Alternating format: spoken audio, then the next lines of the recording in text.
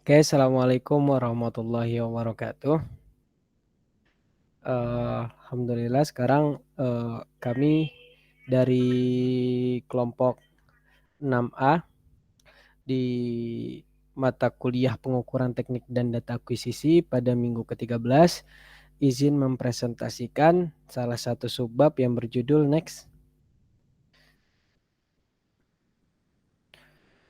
Nah, itu nanti kita akan menjelaskan di mana eh, anggota 6A itu terdiri dari Rizkyana Chandra NIM 04202125, Tutur Bagus Sajiwa NIM 040141, Rishad NIM 04202122, dan Saldi Ramdhani I04202128. Oke, next. Nah, di pertemuan kali ini kami akan membahas salah satu bab yang ada di bukunya J.P. Holman yang berjudul Experimental Method for Engineers di edisi ke-8 di mana chapter 11 itu berjudul The Motion and Vibration Measurement. Nah, di sini ada beberapa subbab yaitu Introduction to Simple Vibration Instrument, Principle of the Seismic Instrument, Practical Consideration for Seismic Instrument, dan terakhir Sound Measurement. Next. Nah, yang pertama yaitu introduction. Nah, kita harus tahu bahwasanya pengukuran parameter gerak dan getaran penting dalam banyak hal aplikasi gitu. Besaran percobaan yang diinginkan dapat berupa kecepatan, percepatan, dan amplitudo sebuah getaran. Nah, kuantitas ini mungkin berguna dalam memprediksi kegagalan kelelahan bagian atau mesin tertentu atau mungkin memainkan peran penting atau peran vital dalam dalam analisis yang digunakan untuk mengurangi getaran struktur atau tingkat kebisingan.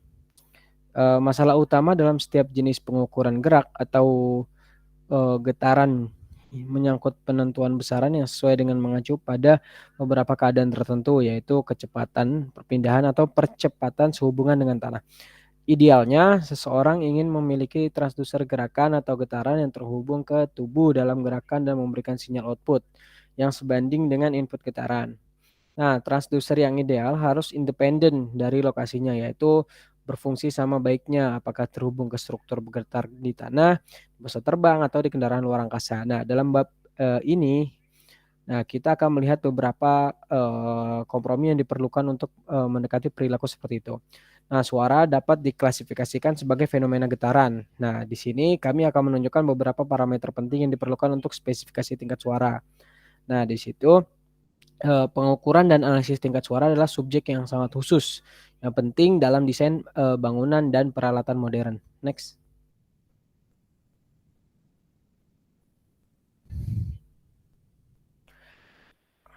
Selanjutnya akan dilanjutkan oleh teman saya.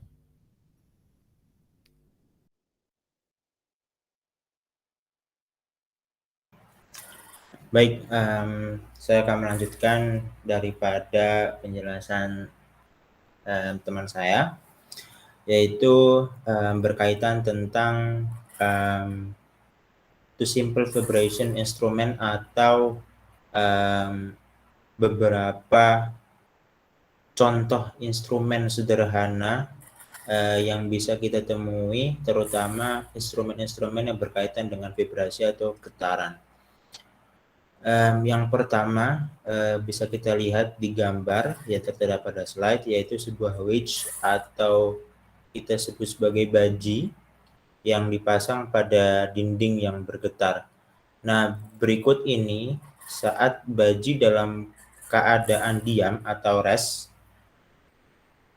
dan bergerak. Jadi untuk gambar A itu kita bisa lihat baji menempel di dinding dalam keadaan diam 0, kemudian yang B itu baji atau wedge yang tidak bergerak, yang bergerak sehingga menimbulkan 2A di sana.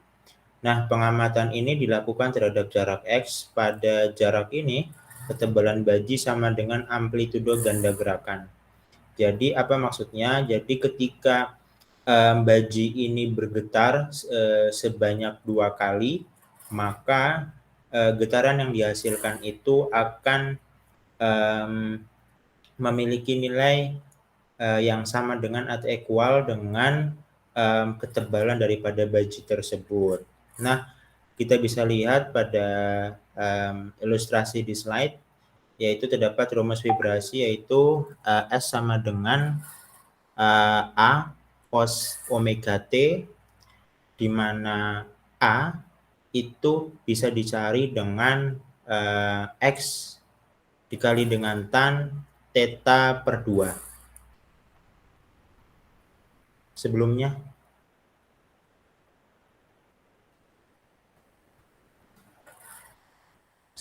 Mas.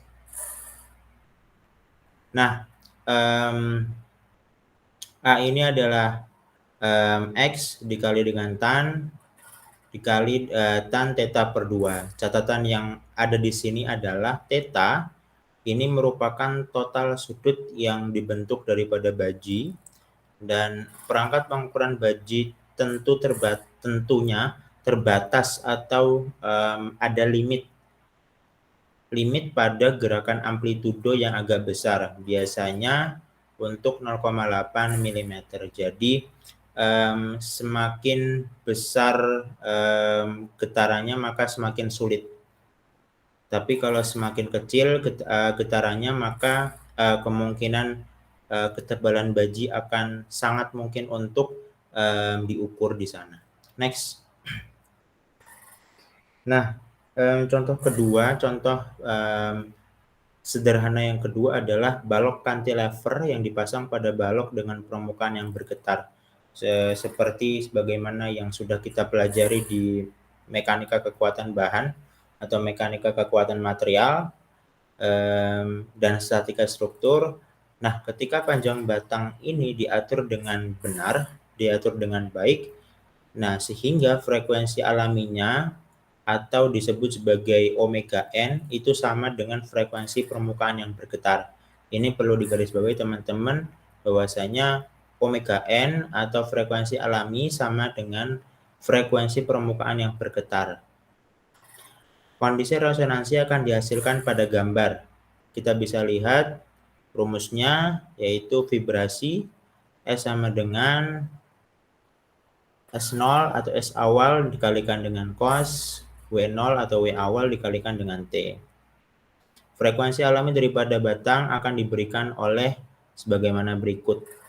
Nah, kita bisa lihat teman-teman pada gambar A, itu ketika balok cantilever yang menempel pada sebuah balok, dan baloknya menempel di sebuah dinding, itu dalam keadaan diam, lalu B itu di dalam keadaan digetarkan. Nah, kita bisa lihat teman-teman untuk rumus atau frekuensi alami daripada batang itu bisa dilihat di slide, yaitu Cn dikalikan dengan akar EI per ml pangkat 4, di mana omega n itu adalah frekuensi alami, kemudian E itu adalah modulus Young, kemudian I itu adalah momen inersia yang terjadi, kemudian M itu adalah masanya, L-nya adalah length-nya atau panjangnya, dan Cn adalah 11,0 untuk Inggris dan 0,55 untuk SI unit. Next. Nah, selanjutnya kita akan membahas tentang prinsip-prinsip daripada instrumen yang berkaitan dengan alat-alat atau alat ukur seismik. Nah, sebenarnya bagaimana sih sebuah instrumen seismik itu bekerja? Nah, ketika sebuah massa dihubungkan melalui pegas paralel dan pengaturan peredam terhadap rangka rumah, bingkai ini kemudian dihubungkan kepada sumber getaran yang karakteristiknya akan diukur. Massa cenderung tetap pada posisi spasialnya, sehingga gerakan vibrasi terlihat sebagai perbedaan relatif antara massa dan rangka rumah. Perbedaan ini kemudian dirasakan dan ditunjukkan oleh transducer yang sesuai, seperti pada gambar skematik, diagram skematik di slide. Realitanya, pada kenyataannya, massa seismik tidak tetap benar-benar stabil. Artinya, kita tidak bisa menentukan kapan dia stabil dan kapan dia tidak stabil.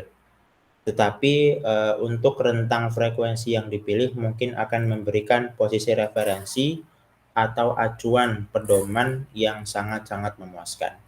Nah, bisa kita lihat untuk gambaran instrumennya ada di sebelah kiri, kemudian untuk gambaran sistem mekanisnya ada di sebelah kanan. Next. Nah, kita lanjut lagi. Jadi instrumen seismik dapat digunakan untuk dua pengukuran, yaitu pengukuran percepatan dan juga perpindahan, atau perpindahan atau percepatan dengan pemilihan kombinasi massa, pegas, dan juga peredam yang tepat atau yang cocok. Secara umum, massa ini perlu garis bawahi, massa besar dan pegas lunak itu diinginkan untuk pengukuran perpindahan getaran. Nah, sebaliknya, massa yang relatif kecil dan pegas yang kaku digunakan untuk indikasi percepatan.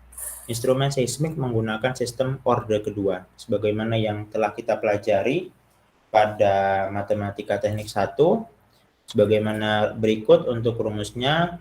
Nah, dari situ akan ditemukan langkah dan cara yang cukup panjang untuk mendapatkan rumusan. Kita bisa lihat salah satu rumus yaitu omega n, yaitu tentang frekuensi alami, yaitu sama dengan akar K dibagi dengan M. Kemudian kita bisa lihat lagi di samping kanan ada CC atau koefisien redaman. Nah, itu sama dengan 2 dikalikan dengan akar MK. Nah, dari sini akan dihubungkan, kita akan mendapatkan suatu relasi baru untuk menemukan T atau konstanta waktu yang memiliki nilai tertentu sebagaimana berikut, yaitu rumusnya T sama dengan 1 per omega N dikalikan dengan C per CC. Next.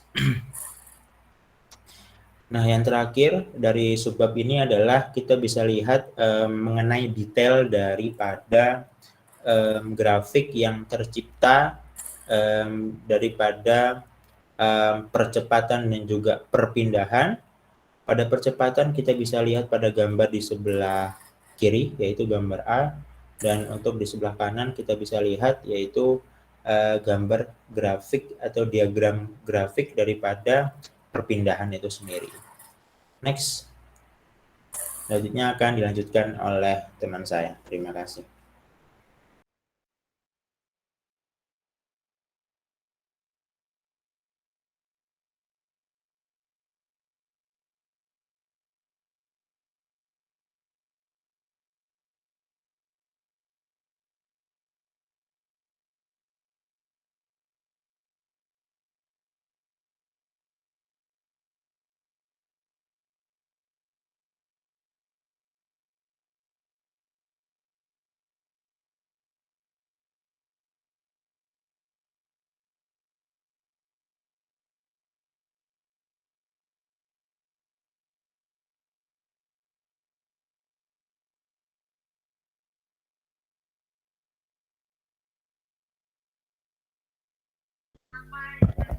Oke, selanjutnya yaitu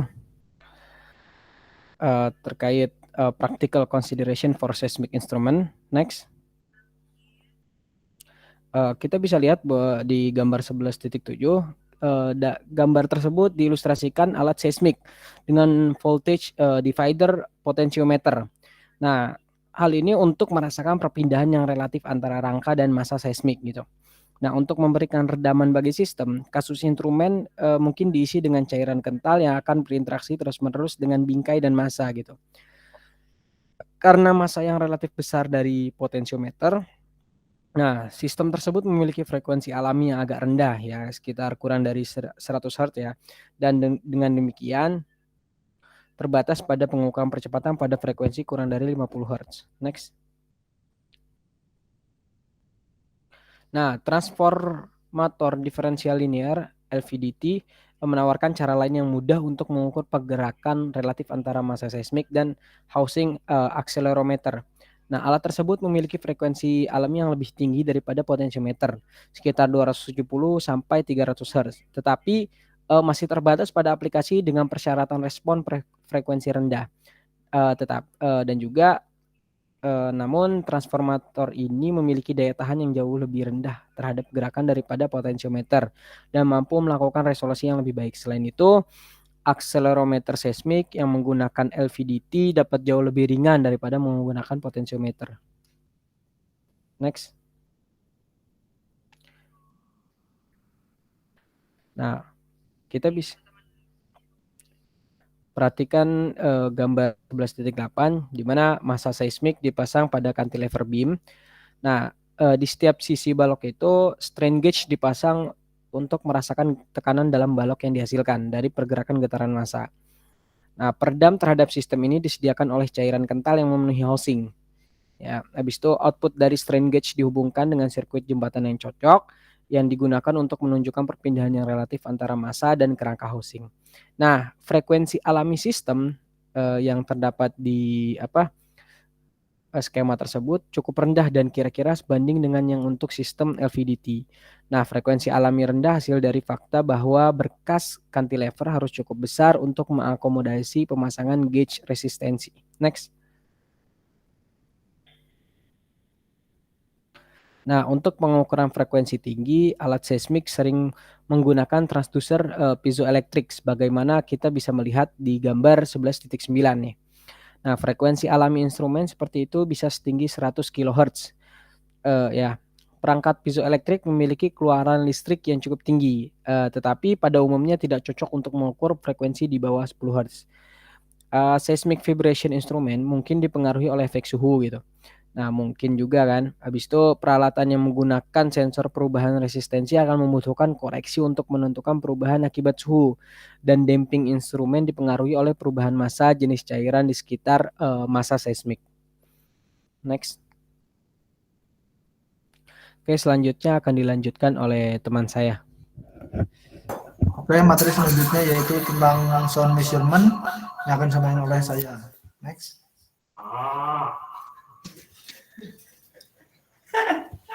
Next. Nah, oke, sound measurement atau gelombang suara adalah fenomena getaran. Untuk alasan ini dibahas secara tepat dalam bab ini. Mereka juga dicirikan oleh flux energi persatuan luas dan persatuan waktu saat gelombang akustik bergerak melalui media.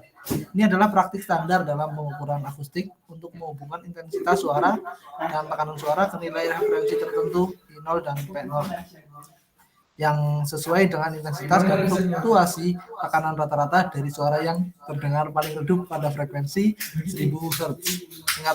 Tingkat referensi ini adalah seperti yang tertera pada slide. Kemudian untuk intensitas suara dan tingkat tekanan diukur dalam desibel.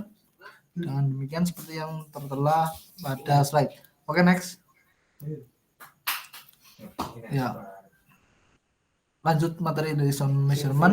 Jadi ketika fluktuasi tekanan dan perpindahan partikel sedang bertahap, seperti dalam gelombang akustik pesawat, tingkat ini sama 10 log per sama dengan 20 log per P0. Nah, tingkatan intensitas atau tekanan biasanya disebut tingkat tekanan suara atau SPL. Besaran kecepatan artikel P dan fluktuasi tekanan yang diciptakan oleh gelombang suara kecil. Nah, kemudian dalam banyak keadaan kita akan tertarik pada intensitas suara yang dihasilkan dari beberapa sumber suara. Nah, berikut ada gambar mengenai calculation aid for adding or subtracting sound level measurement decibel. Next. Oke, selanjutnya itu traveling plane wave. Jadi gelombang akustik di bidang ini dideskripsikan dalam bentuk perpindahan partikel pada jarak X dari sumber gelombang dan pada suatu waktu. Hubungan analitik yang menyatakan perpindahan partikel sebagai fungsi jarak dan waktu untuk gelombang harmonik adalah sebagai berikut. Jadi pengamat yang terletak pada jarak tertentu X1 dari sumber gelombang bidang akan mengalami variasi periodik perpindahan partikel dan kecepatan. Lain pengamat yang terletak pada jarak X2 dari sumber akan mengalami hal yang sama, gerak periodik relatif. Namun, waktu absolut di mana maksimum dan titik minimum dalam gerak yang terjadi akan tergantung pada jarak, yaitu X2 dan X1, dan kecepatan gelombang C, amplitudo gerak osilasi akan berkurang dengan jarak dari sumber gelombang karena disipasi kental dalam fluida. Next.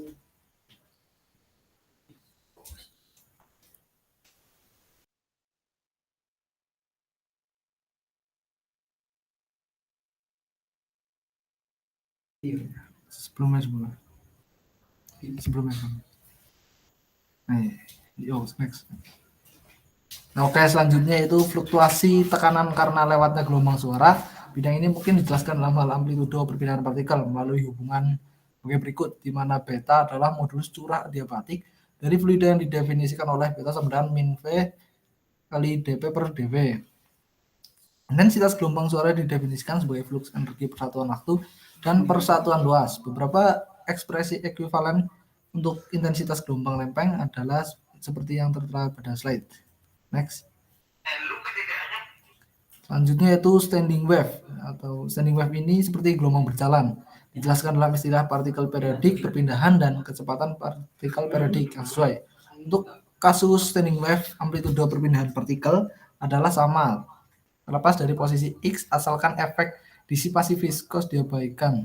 Untuk standing wave, amplitudo perpindahan partikel akan mengikuti variasi periodik dengan jarak X dari sumber suara. Pada panjang gelombang seperempat genap, amplitudo akan menjadi 0, dan pada seperempat panjang gelombang ganjil, amplitudo perpindahan partikel akan pada nilai maksimumnya. Akibatnya istilah gelombang berdiri atau standing wave berasal dari fakta bahwa amplitudo perpindahan partikel memiliki variasi periodik yang adalah independen dari waktu. Dan demikian kami memiliki gagasan bahwa gelombang standing ini di titik tertentu posisi gerak partikel dalam gelombang standing wave ini dapat diwakili oleh hubungan sebagai berikut. Bisa dibaca di slide. Kemudian next. Nah, ini ada typical overall sound level, jadi bisa dilihat pada slide. Oke, next. Oke, selanjutnya akan dijelaskan oleh teman saya, Tutur. Silakan, Tutur.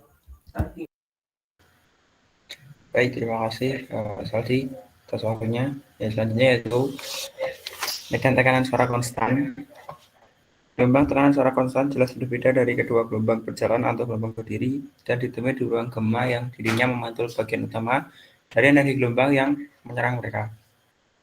Untuk kasus ideal, energi dari sumber suara didistribusikan secara merata ke seluruh ruangan sehingga fluida akan mengalami permampatan dan momen yang seragam ke segala arah.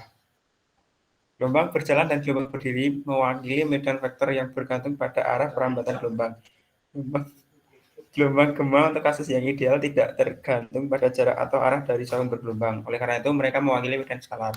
Terbukti bahwa tidak ada korelasi sederhana antara tekanan dan berpindah-pindah partikel di ruang bebas dari ruang gema. Berikut ada grafik kontur penyaringan yang sama untuk nada murni. Hubungan antara sound pressure level dengan frekuensi.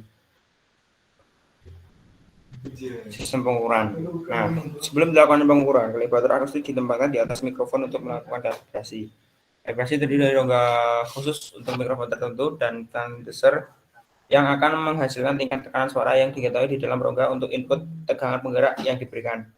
Respon mikrofon terhadap sinyal kalibrasi dicatat pada pengukur level suara dan dengan demikian memberikan level referensi untuk digunakan dalam membandingkan sinyal yang dihasilkan oleh medan suara yang tidak diketahui. Dalam prakteknya, mikrofon dapat dipasang langsung dengan pengukur tingkat suara atau dipasangkan dengan kabel penghubung untuk mengakomodasi beberapa tujuan pengukuran tertentu. Berikut skematik pengatur instrumen untuk pengukuran suara. Ada kalibrasi signal source, kemudian akustik kalibrator, kemudian ada mikrofon, sound level meter, lanjut ke octave band analyzer, dan ke output baik monitor headphone maupun output biasa. Selanjutnya itu skematik pengukur tingkat suara. Ada mikrofon yang pertama, kemudian preamplifier, kemudian second amplifier, kemudian WT network, output amplifier, ada indikasi meter dan outputnya. Nah, sifat akustik material Salah satu tujuan penting dari pengukuran akustik adalah spesifikasi sifat penyerapan suara, material, atau bahan. Selain itu, terdapat banyak faktor rumit yang harus dipertimbangkan dalam pemilihan bahan insulasi suara. Koefisien penyerapan suara didefinisikan dengan alpha, yaitu sound energy absorbed, dibagi dengan sound energy incident upon surface. Koefisien penyerapan sangat tergantung pada frekuensi dan dipengaruhi oleh banyak faktor, layaknya porositas permukaan, ketebalan material, kekakuan material, dan masih banyak faktor yang lain. Kemudian koefisien pengukuran kebisingan.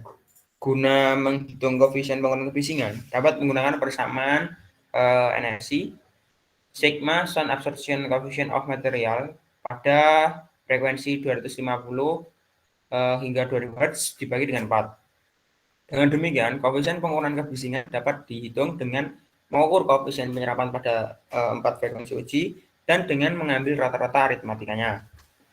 Berikut ada hubungan koefisien absorpsi beberapa material, grafik hubungan antara absorption coefficient atau yang sebenarnya apa dengan frekuensi Hertz. Yang grafiknya berbeda-beda, jadi pada gambar. Nah, sekian presentasi dari kelompok 6. Terima kasih atas perhatiannya. Apabila ada kekurangan saya mohon maaf. Kamsahamnida, nyawi jimut sosio. Terima kasih.